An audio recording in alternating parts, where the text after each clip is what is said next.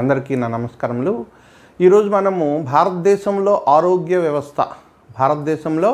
వ్యవస్థ గురించి మాట్లాడుకోబోతున్నాం. ఇది ఒక చిన్న ఎస్సేలా ఉంటుంది, చాలా ఇన్ఫర్మేషన్ దొరుకుతుంది. చాలామందికి ఎస్సే అంటే ఇష్టం ఉండదు, ఎందుకంటే అదేదో సోదిలా అనుకుంటుంటారు. కానీ దీంట్లో ఉన్నటువంటి విషయాలు, ఆలోచించే తత్వం అంతా కూడా ప్రత్యేకంగా ఉంటుంది. సో ఇది వింటుండాలి, అప్పుడు కూడా వింటుండాలి ఎస్సేస్. భారతదేశంలో ఆరోగ్య వ్యవస్థ ఎలా ఉన్నది, అసలు ఆరోగ్యం అంటే ఏమిటి? జబ్బులు లేకుండా, జ్వరాలు లేకుండా నిర్భయంగా ఉండడమే కాదు, నిత్య నూతనంగా, ఆదర్శప్రాయంగా, నైతికంగా, బలంగా మనిషి ఉండగలిగాడు అంటే బ్రెయిన్లో అటువంటి దానికి సంబంధించిన కొన్ని ప్రత్యేక సెరోటోనిన్ అని, డోపమైన్ అని, కొన్ని రకాలైనటువంటి కెమికల్స్, న్యూరో ట్రాన్స్మిటర్స్ అంటారు. అటువంటి న్యూరో ట్రాన్స్మిటర్స్ ప్రత్యేకంగా అది సెక్రెట్ అంటే విడుదల అవ్వాలంటే బ్రెయిన్లో ప్రస్తుతం మనం ఉన్నటువంటి వాతావరణం ఎటువంటి ఉండాలి, మన ఆలోచన ఎటువంటి ఉండాలి, ఆరోగ్యము ఆలోచన రెంటికి సంబంధం ఉంటుందనేది కూడా గ్రహించాలి. మనం ఆలోచనలు బట్టి ఆరోగ్యం ఉంటుంది. ఆలోచనలు ప్రత్యేకంగా ఉద్వేగము, కోపము అటువంటివన్నీ ఉంటాయి, అందరిలో ఉంటాయి. ఎందుకుండు, సముద్రంలో నీటి బుడగల్లాగా వస్తుంటాయి. కానీ ఎవరైతే ఆ బుడగలను పేల్చేసుకుంటారో వెంటనే పేల్చేసేయాలి, దాచుకోకూడదు. మనం దాచుకుంటే ఏమవుతుంది, అది అనారోగ్యం తీసుకొస్తుంది. కోపతాపాలన్నింటికి కూడాను ఇదే కారణం. వస్తుంటాయి కోపాలు, తాపాలు రాకపోతే జీవితమే కాదు. కానీ దాచుకోకూడదు. పగలు, ప్రతీకారాలు అటువంటివన్నీ కూడా ఎప్పటికప్పుడు మనం దాన్ని విడిచిపెట్టే విధంగా ఉంటుండాలి. అంటే మనం అటాచ్మెంట్ డిటాచ్మెంట్ అని అంటుంటాం అనమాట. అంటే పూర్తిగా అట్రాక్ట్ అవ్వడం, పూర్తిగా దూరం రిపల్స్ అవ్వడం, అంటే దూరం అయిపోవడం కాకుండా అంటనట్టు కొన్ని జీవితాల్లో కొన్ని మనం పెట్టుకోవడం కూడా, ఆలోచనలు పెట్టుకోవడం కూడా ఆరోగ్యంగా ఉండడానికి కారణం అవుతుంది. అది ఆరోగ్యం అంటే. ప్రపంచంలో ఇటువంటి ఆరోగ్యం గురించి ఎన్నో ప్రయత్నాలు జరిగాయి. మొట్టమొదటి మెడిసిన్ ఏంటంటే విల్లో ట్రీ, అంటే బుర్ర చెట్టు అంటారు తెలుగులోని. ఈ విల్లో ట్రీ నుంచి ఏంటంటే క్రికెట్ బ్యాట్స్ కూడా తయారు చేస్తుంటారు. ఆ విల్లో ట్రీ యొక్క బెరడు నుంచి తీశారన్నమాట మొట్టమొదటి మెడిసిన్. అంటే మానవుడికి తెలిసినటువంటి మొట్టమొదటి మెడిసిన్ ఏమిటంటే ఈ యొక్క బుర్ర చెట్టు అంటే ఏంటి, విల్లో ట్రీ క్రికెట్ బ్యాట్లు తయారు చేస్తున్న ట్రీ యొక్క బెరడు నుంచి తీశారన్నమాట మొట్టమొదటి మెడిసిన్ అనమాట. అది ఏంటంటే మనిషికి ఒళ్ళు నొప్పులు తగ్గించేదట. అంటే ఉదయం నుంచి రాత్రి వరకు అలాగా పనిచేస్తుంటే ఒళ్ళు నొప్పులు తగ్గించి చక్కగా నిద్రనిచ్చేదనమాట. దాన్ని విల్లో ట్రీని తీశారు. అలాంటి మెడిసిన్స్ ఎన్నో భారతదేశంలో 3 లక్షల దాకా భారతదేశంలో మనకు తయారు చేశారంటే చూసుకోండి. Father of medicine, father of surgery అని చెప్పి ఇద్దరు ఉన్నారు. Father of surgery 7th century BC. అంటే మనము 2020లో ఉన్నాం ప్రస్తుతము. అంతకు నుంచి వెనక్కి వెళ్తే BC అనమాట. అక్కడి నుంచి 7th century BC అంటే 700 సంవత్సరాలు వెనుక. ఆ టైంలో ఉండేవాడు అనమాట. అతను సుశ్రుతుడు అనేవాడు అనమాట. అతను సర్జరీ గురించి మొట్టమొదటిసారి మనకి భారతదేశానికి పరిచయం చేశాడు. అదే ఫాదర్ ఆఫ్ సర్జరీ అంటుంటారు ఆయన. అలాగే ఫాదర్ ఆఫ్ మెడిసిన్ అంటే చరకుడు. చరక సంహిత అనే పేరు వినే ఉంటారు మీరు. చరకుడు గురించి గొప్పగా చెప్పుకుని ఉంటారు.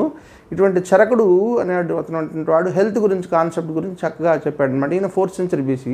అదే టైంలో ప్రపంచంలో కూడాను హిప్పోక్రాట్స్ అని చెప్పి గ్రీకు వైద్యుడు ఉండేవాడు, గ్రీకు వైద్యుడు. అతన్ని ఫాదర్ ఆఫ్ ఇంటర్నేషనల్ మెడిసిన్ అంటుంటారు అనమాట. ఫాదర్ ఆఫ్ హెల్త్ మెడిసిన్ ఎవరు, హిప్పోక్రాట్స్, గ్రీక్ ఆయన. మనకి ఇండియాలో అదే టైంలోనేమో చరకుడు ఉండేవాడు, ఫాదర్ ఆఫ్ ఇండియన్ మెడిసిన్ అంటుంటారు. ఇండియన్ సర్జరీ మాత్రమైతే 7th century చెందినటువంటి వాడు సుశ్రుతుడు. వీళ్ళందరూ కూడా అంటే ప్రయత్నాలు చేశారు, ఎంతోమంది ప్రయత్నాలు చేశారు. ఎందుకంటే అంటే సమస్య వస్తేనే అందుకే అంటుంటారు అనమాట, father of necessity the mother of invention అంటుంటారు. Necessity the mother of invention అంటే మనకు సమస్య వస్తేనే మనకు కనుక్కోవడానికి ముందుకు వెళ్తాం. అది తల్లి లాంటిది అనమాట. మనకు నెసెసిటీ క్రియేట్ అవ్వాలి, నెసెసిటీ క్రియేట్ అవ్వాలి. అలా క్రియేట్ అవుతున్న కొలితే రకరకాల మెడిసిన్స్ కనుక్కుంటుంటారు. మనతో పోటీ అవి కూడా పెరుగుతుంటాయి. ఏదైతే మనకి జబ్బులు కారణం అవుతుంది, మన చుట్టూ కూడా నిరంతరం బాక్టీరియా, వైరస్ ఉంటుంది. అందరి చుట్టూ ఉంటుంది. మంచివాడి చుట్టూ ఉంటుంది, చెడ్డవాడి చుట్టూ ఉంటుంది, ఆరోగ్యవంతుడైన వాడి చుట్టూ ఉంటుంది, అనారోగ్యమైనటువంటి వాడి చుట్టూ కూడా ఉంటుంది, ఎప్పుడూ ఉంటుంది.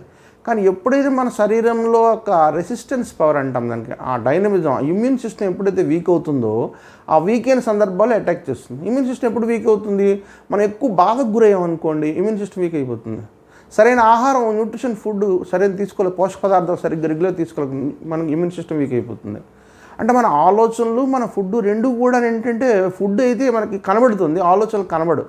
రెండు కూడా బ్రెయిన్ నుంచి పుడతాయి, బ్రెయిన్కి వెళ్తాయి. బ్రెయిన్ ఫీడ్ చేస్తాం అనమాట. బ్రెయిన్కి ఎలా ఫీడ్ చేస్తామంటే పోషక పదార్థాలు, మన కార్బోహైడ్రేట్స్, ప్రోటీన్స్. కార్బోహైడ్రేట్ అంటే కార్బోహైడ్రేట్స్ అంటే ఏంటి, పిండి పదార్థాలు, దాని నుంచి ఎనర్జీ వస్తుంది. ప్రోటీన్స్ అంటే మాంసకృతులు, దాని నుంచి ఏమొస్తుంది, శరీరం నిరంతరం తయారవుతుంటుంది. నిన్న చూసిన శరీరం ఈ శరీరం కాదా అవునా అంటే కొంత భాగం కాదట. ఎందుకంటే అంటే కొన్ని సెల్స్ వెంటనే కొన్ని గంటల్లో తయారవ్వాలి, కొన్ని ఏమో రోజుల్లో తయారవుతాయి, కొన్ని ఏంటంటే నెలలు పడుతుంది.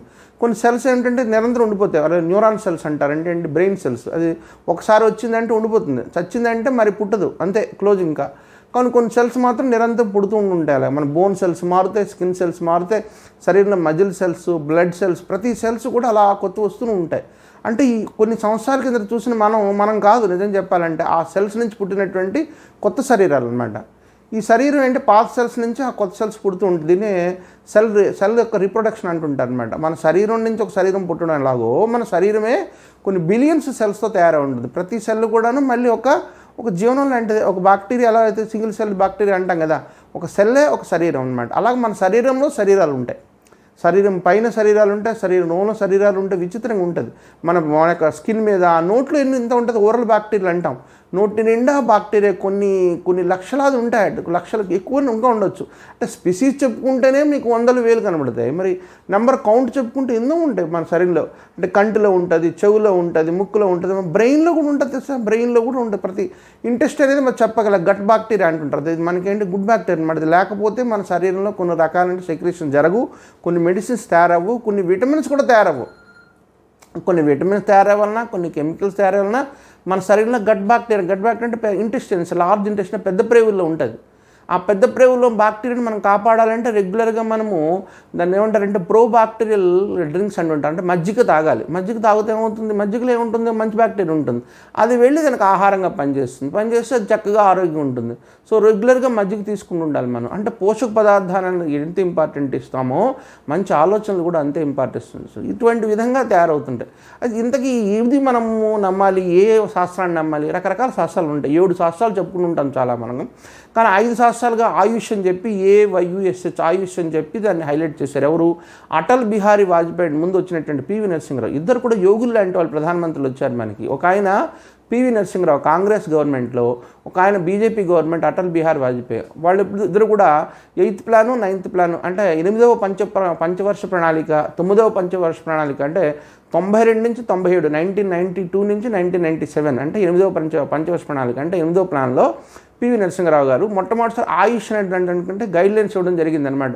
అంటే దేశంలో ఉన్నటువంటి ట్రెడిషనల్ ఉన్నటువంటి మెడిసిన్ సిస్టమ్స్ గురించి ఆలోచించడానికి మొట్టమొదటిగా ఆలోచించిన వ్యక్తి ఆయన, మహానుభావుడు.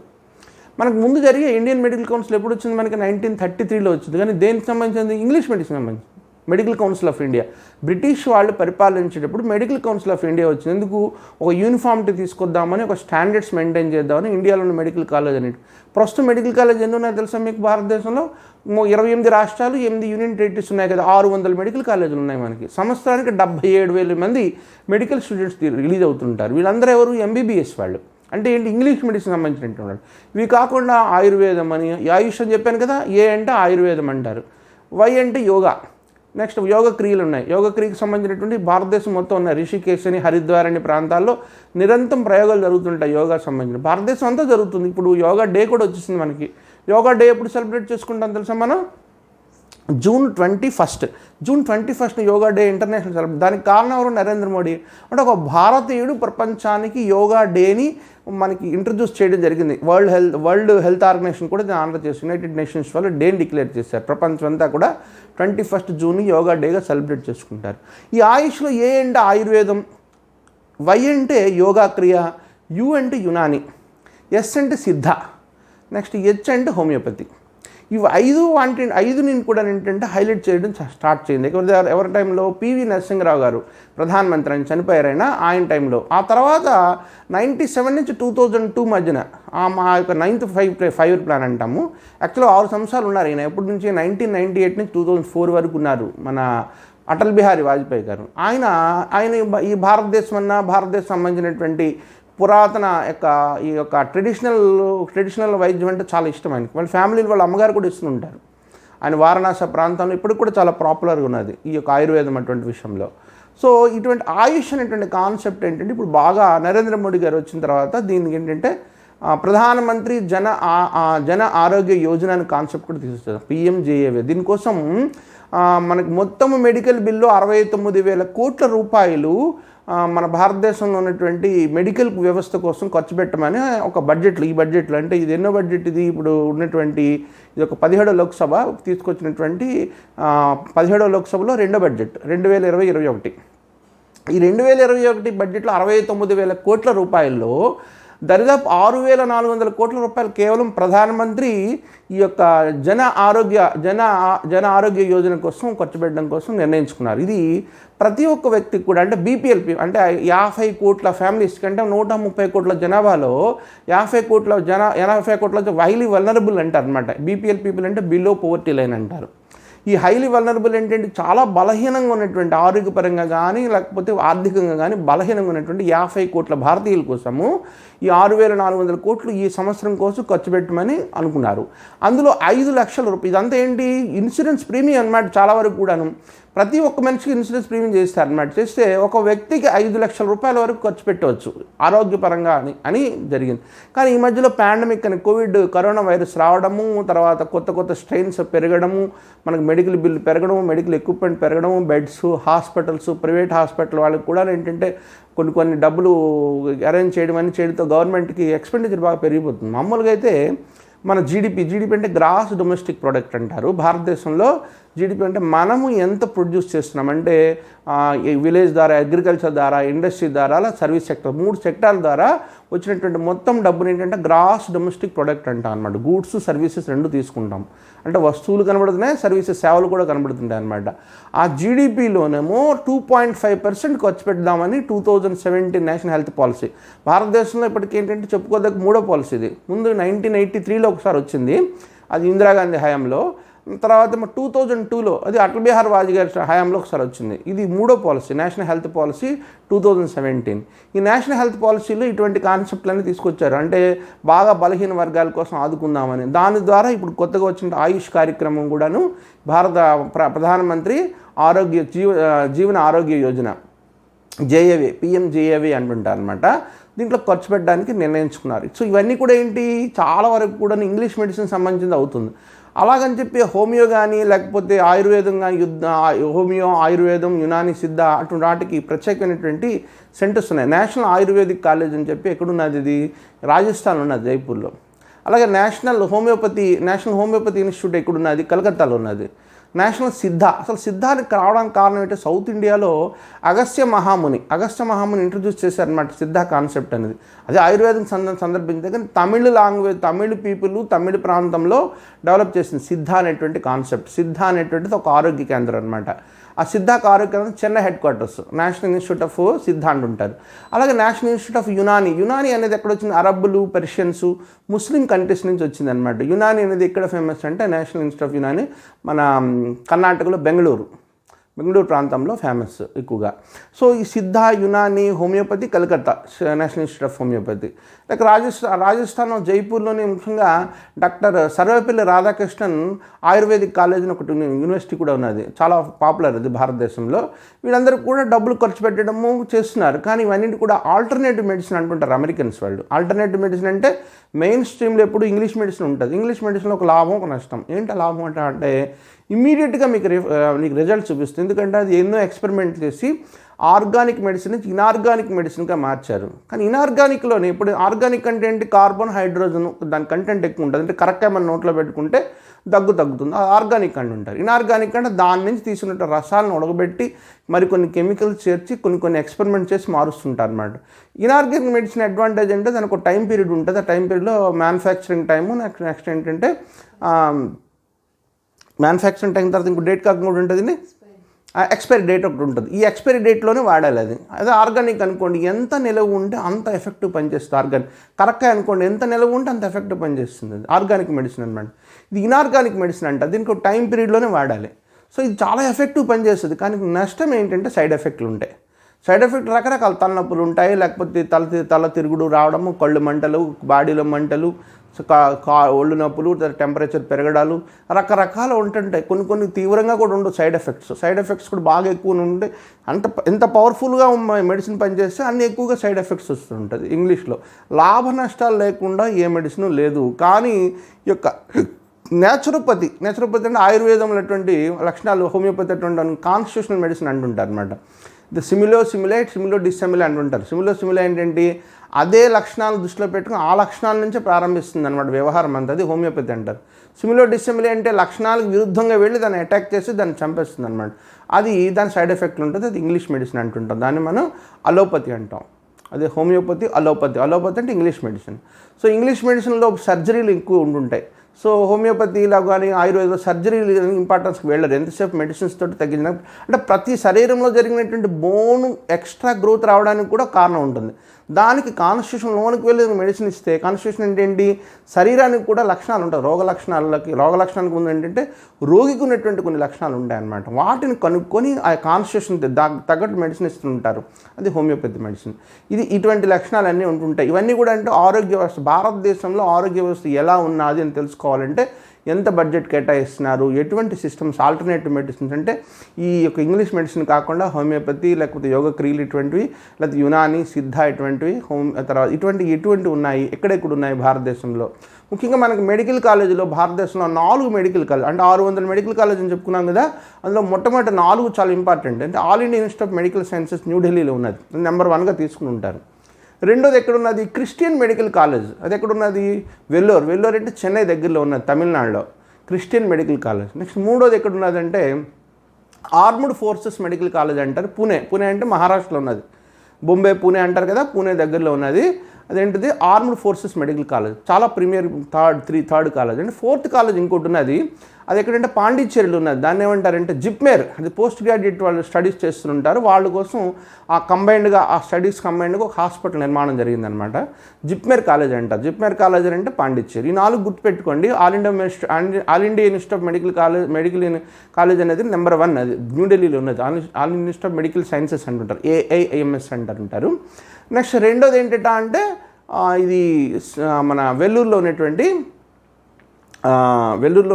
Christian medical college. మూడోది భారతదేశంలో పెద్ద మెడికల్ కాలేజ్ ఏంటంటే armed forces medical college direct Pune. And 4th one JIPMER medical college. JIPMER college అంటారంటే అందులో జిప్మేర్ అంటే జవహర్లాల్ నెహ్రూ అనమాట. Jawaharlal Nehru institute of post graduation అంటుంటారు. ఈ జిప్మేర్ కాలేజ్ అనేది పాండిచ్చేరిలో ఉన్నది. ఈ 4 మెడికల్ కాలేజ్ చెప్పుకోలేదు. 600 మెడికల్ కాలేజ్ 77,000 మంది రిలీజ్ అవుతున్నారు. ఇంతమంది కూడా ఇంగ్లీష్ డాక్టర్లే. మిగిలిన వాళ్ళందరూ ఒక 25,000 దరిదాపు ఉంటారు. హోమియోపతి, తర్వాత నేచురోపతి, యోగా క్రియ, యోగా మాస్టర్స్, సిద్ధ, యునాని ఇవన్నీ ట్రెడిషనల్గా వస్తున్నటువంటిది. అవి కూడా పనిచేస్తుంటాయి కానీ దానికి టైం ఎక్కువ తీస్తుంది. ఎందుకంటే వాళ్ళందరూ ఆర్గానిక్ మెడిసిన్ మీద వెళ్తుంటారు. అంతా కూడా ఇంగ్లీష్ మెడిసిన్ అనేది ఎక్స్పెరిమెంట్స్, రీసెర్చ్ సెంటర్స్, దీనికి క్యాప్సూల్స్, టాబ్లెట్స్, టానిక్స్, ఆ తర్వాత ఆయింట్మెంట్స్ రకరకాలు తయారవుతుంది. అదొక పెద్ద వ్యవస్థ. అది చాలా కొన్ని లక్షల కోట్ల వ్యాపారం ప్రపంచం మొత్తం జరుగుతుంది. సో రెండూ ఇంపార్టెంటే. సో ఏది తీసుకోవాలి అంటే కొన్ని జబ్బులకి కొన్ని బాగా పనిచేస్తే, కొన్ని జబ్బుల్లో కొన్ని లెవెల్స్లో బాగా అంటే ప్రారంభంలో ఇమీడియట్ ఇంగ్లీష్ మెడిసిన్ తర్వాత ఆ ఇంగ్లీష్ మెడిసిన్ సైడ్ ఎఫెక్ట్లు ఉంటాయి కదా, వాడడం మానేసి అప్పుడు ఆయుర్వేదంలో కానీ హోమియోపతిలోకి ట్రాన్స్ఫర్ అయిపోతుంటారు కొంతమంది. అది తెలివైందని పట్టణాల్లో ఉండేటువంటి వాళ్ళు ఇక్కడ అవకాశాలు కూడా మెరుగ్గా ఉంటాయి. షాపులు ఉంటాయి, తర్వాత డాక్టర్లు ఉంటారు, మాట్లాడడానికి మనుషులు ఉంటాయి, న్యూస్ పేపర్లు ఎప్పుడు కూడా ఇన్ఫర్మేషన్ సప్లై అవుతుంది, మంచి చెడు తెలుస్తుంది. పల్లెటూరులో ఉంటుంటే కొన్ని అవాంతరాలు మనకి, ముఖ్యంగా ట్రాన్స్పోర్టేషన్ అని, కమ్యూనికేషన్ అని, మాట్లాడడానికి కావాల్సిన అవేర్నెస్ మనుషులు దొరకపోవడం ఇటువంటివన్నీ కూడా అడ్డులు ఉంటుంటాయి. కాబట్టి చాలామంది ముఖ్యంగా ఈ 2 విషయాల్లోనూ ఎడ్యుకేషన్ పరంగా కానీ లేకపోతే ఆరోగ్యపరంగా ఈ 2 కోసమే మనం గడిస్తున్న డబ్బులన్నీ వాటికి పెడుతుంటారు. మనం ఎంత డబ్బులు గడించినా ఈ 2 కారణాలను పెడుతుంటారు. అందుకోసమే చాలామంది అడుగుతుంటారు అనమాట, గవర్నమెంట్ ఈ 2 భరిస్తే మనం హాయిగా ఉండగలము. ఏంటో 2 కూడా? ఒకటి అంటే పిల్లల చదువులు, రెండోది ఏంటంటే కుటుంబాల ఆరోగ్యం. కుటుంబ ఆరోగ్యం కానీ మీరు చూసుకుని, పిల్లల చదువులు కానీ మీరు చూసుకుంటే మేము ఇంకా మిగిలిన వ్యవహారాల్లో చూసుకుంటాం, ఆరోగ్యంగా ఉంటాము. కానీ ఈ 2 కాకుండా మనకి విచ్చలవిడిగా ఒకటి మెటీరియలిజం ఒకటి పెరిగిపోతుంది. మెటీరియలిజం అంటే ఏంటి తెలుసు కదా, రకరకాల వస్తు ప్రపంచం మీద మోజు. బకెట్లు కొందామని, మగ్గులు కొందాం, అవకాశం అనకుండా సెల్ ఫోన్ కొందామని, కార్లు కొందామని, దుప్పట్లు, ఫ్యాన్లు, ఇలాగ ఇంటికి రంగురంగులు వేయడాలు, ఇవన్నీ మెటీరియలిజం అంటుంటారు అనమాట. వీటి మీద మోజు ఎక్కువైపోవడం వల్ల అప్పులు పాలైపోతుంటాం. ఇప్పుడు చాలామంది బతుకుతున్న వాళ్ళందరూ దేనికి బతుకుతున్నారు తెలిసిందా? ఈఎంఐలు కట్టడానికి. హెల్త్ ఇన్సూరెన్స్ ఈఎంఐ కడతారు, లేకపోతే వస్తువులకి ఈఎంఐ కడతారు, ఇల్లుకి ఈఎంఐ కడతారు, స్థలానికి ఈఎంఐ కడతారు. చివరికి ఏంటంటే వాళ్ళ జీవితాలను కోల్పోతున్నారు అనమాట.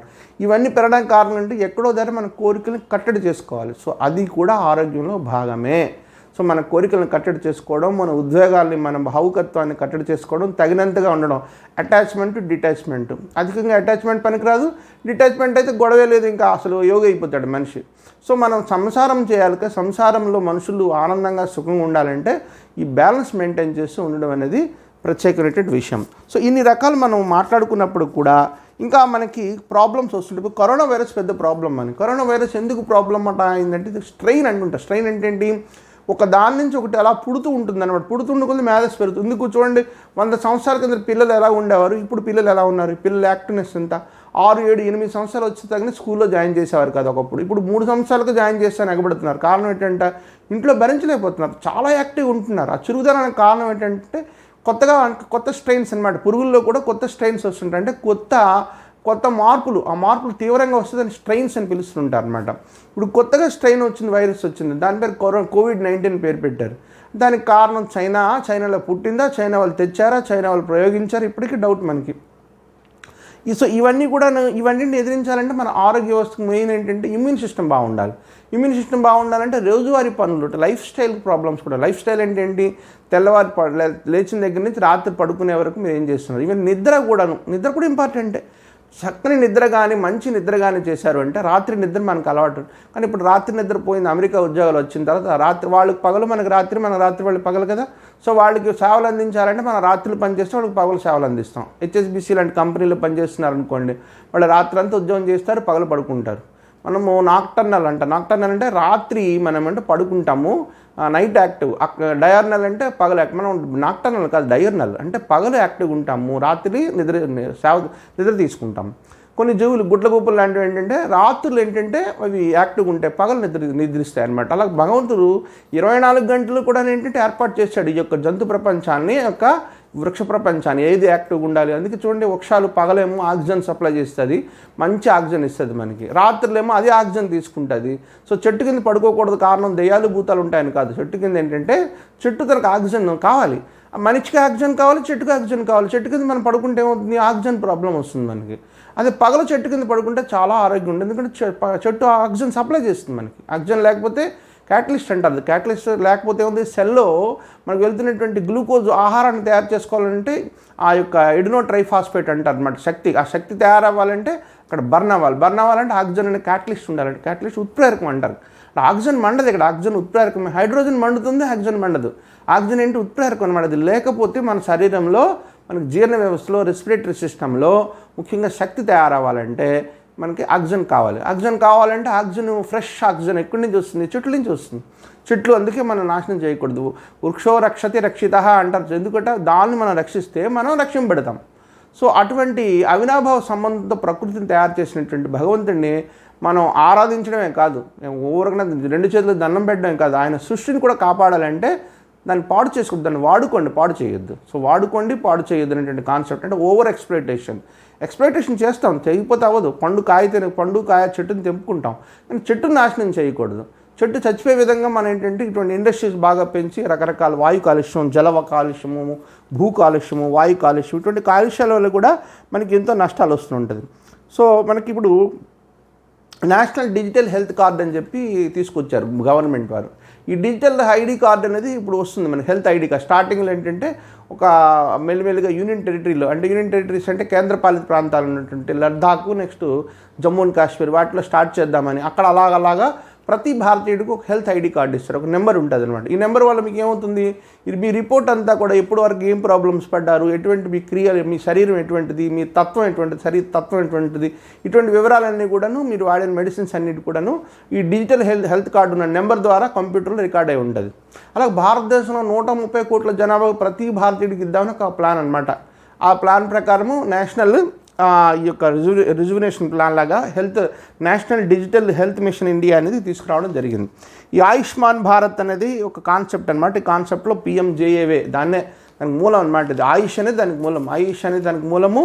అది 8th, 9th ప్లాన్ నుంచి తయారైంది. ఇప్పుడు ప్రస్తుతము దీని గురించి ఎక్కువగా మనం కాన్సెప్ట్లు అన్నీ కూడా తయారవుతున్నాయి. అలాగే నేషనల్ ఆయుష్ వాళ్ళదేమో నార్త్ ఈస్టర్న్ మేఘాలయలో కూడా, మేఘాలయ ఎందుకంటే ప్రత్యేకమైన ప్రాంతం. అక్కడ ఇంకా మనలాగా అంత ప్రాంతం అంత పాడవలేదు, ఇంకా నేచర్ డిస్టర్బెన్స్ అంత ఎక్కువ కాలేదు. అయ్యింది, ఎక్కడ కూడా అంత ఎక్కువ కాలేదు. అటువంటి ట్రెడిషనల్గా బాగా స్ట్రాంగ్ ఉన్న ప్రాంతంలో ఆయుష్ వాళ్ళు ఏంటంటే ఒక ఇన్స్టిట్యూట్ పెట్టారు, north east institute of ayurvedic and homeopathy అని చెప్పి షిలాంగ్లో పెట్టారు. 2016 అంటే 4 సంవత్సరాల కింద పెట్టారు. అక్కడ కూడా రీసెర్చ్ అండ్ డెవలప్మెంట్ కూడా బాగా జరుగుతుంది. సో ఇటువంటి ఆయుష్ కార్యక్రమ్స్ అన్నీ కూడా బాగా చేస్తున్నారు. తర్వాత ఏంటంటే ముఖ్యంగా మనం చెప్పుకోవాల్సిన మన సంస్కృతి, మన నాగరికత, ఇవన్నీ కూడా ఏంటంటే దాంట్లో ఉన్నటువంటి మూలాలను మనం మర్చిపోకుండా దాన్ని మళ్ళీ కాపాడుకునే విధంగా పిల్లల్ని మనం చదివించడము, పిల్లల్ని అటువంటి ఆలోచనలు పెంచడం అనేది మనం చేస్తే ముందు ముందు మంచి మార్గాలు. ఇప్పుడు నేషనల్ ఎడ్యుకేషన్ పాలసీ కూడా కొత్తగా వచ్చింది. గవర్నమెంట్ కొన్ని నిర్ణయాలు తీసుకోవడం వల్ల ఒక డాక్టర్ కె కస్తూరి రంగన్ ఒక డ్రాఫ్ట్ ప్రకారం తయారైనటువంటిది. ఈ ఎడ్యుకేషన్ పరంగా ఎడ్యుకేషన్ బాగుంటే కదా మనం అలాగా చదివి ఎంబీబీఎస్కి రావాలంటే ముందు మూలాలు బాగుండాలి. 10th క్లాస్ వరకు, ఇంటర్మీడియట్ వరకు బాగా చదివితే కదా తర్వాత వీళ్ళు ఎంబీబీఎస్ వెళ్తారా, ఇంజనీరింగ్ వెళ్తారా తర్వాత విషయం.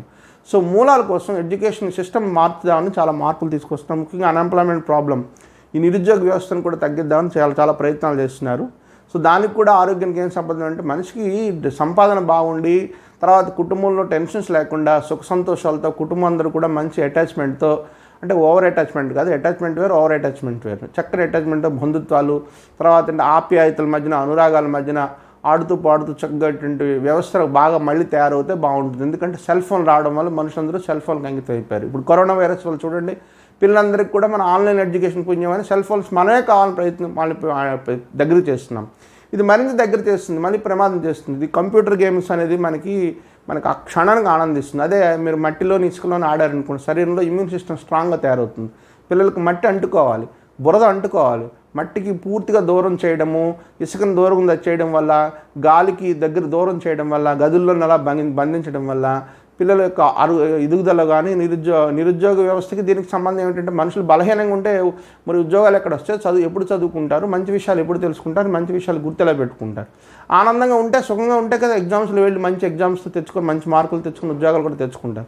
ఇదంతా ఒక సైకిల్ లాంటిది అనమాట. ఏది ముందు ఏది వెనక్కి కాదు, గుడ్డు ముందా పిల్ల ముందా అంటే ఇది ఎవరు ఎలా చెప్పలేము. అలాగా నిరుద్యోగానికి కూడా ఆరోగ్యానికి సంబంధం ఉన్నది. సో డబ్బులు శుభ్రంగా సరైనంత మోతాదులో డబ్బులు రావడం, డబ్బులు ఖర్చు పెట్టుకోవడం, డబ్బులు దాచుకోవడం, డబ్బులు ప్రియారిటైజేషన్ అంటారు. దేనికి ప్రియారిటీ ఇచ్చి ఖర్చు పెట్టాలి, అది కూడా ఆరోగ్య వ్యవస్థపై తన యొక్క ప్రయత్నం నిరంతరం చూపిస్తూ ఉంటుంది. సో విశ్వ మానవ నాశనానికి తెరతీసినటువంటి రకరకాల రసాయన ఆయుధాలు, యుద్ధాలు, తలంపులు, ఇప్పుడు మనిషి నుంచి ప్రారంభం. యుద్ధం ఎప్పుడు ఎక్కడ జరుగుతుంది? బ్రెయిన్లో జరుగుతుంది. బ్రెయిన్లో యుద్ధం జరిగిన తర్వాతే అది World War I, World War II తర్వాత మారుతుంది. హిట్లర్ బ్రెయిన్లో వచ్చినటువంటి వారే World War II అయింది, అంతే కదా. సో మనిషిలో ఉన్నటువంటి ఒక ఆనందము, తృప్తి అనేటువంటి భావంతో మనిషి ఉంటే, నిరంతరం కూడా అటువంటి ఆలోచనతో ముందుకు వెళ్తుంటే సమాజాలు వర్ధిల్తాయి, దేశాలు బాగుంటాయి. ఈ యొక్క ఆర్మీకి ఖర్చు పెట్టిన డబ్బు మన డిఫెన్స్కి ఎంత ఖర్చు పెడుతున్నాం తెస్తే కొన్ని లక్షల కోట్లు ఖర్చు పెడుతున్నాం.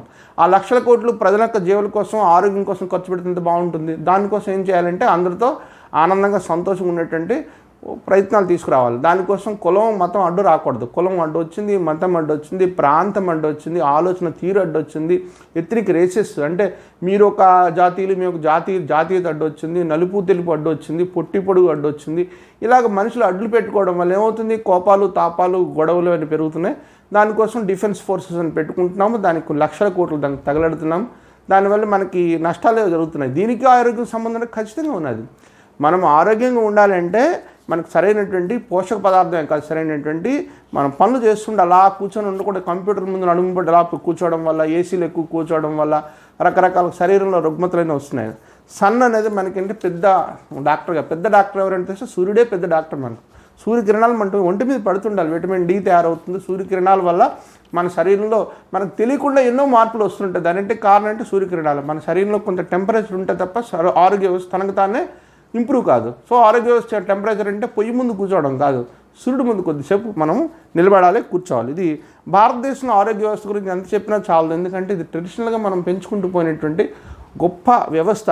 దీన్ని మనం మన చేతుల ద్వారా పాడు చేసుకుని ఉండాలంటే పిల్లలకి చదువు సరైన రీతిలో చెప్పాలి, ఆలోచన సరైన రీతిలో పెంచాలి, కుటుంబం చక్కగా కాపాడుకోవాలి.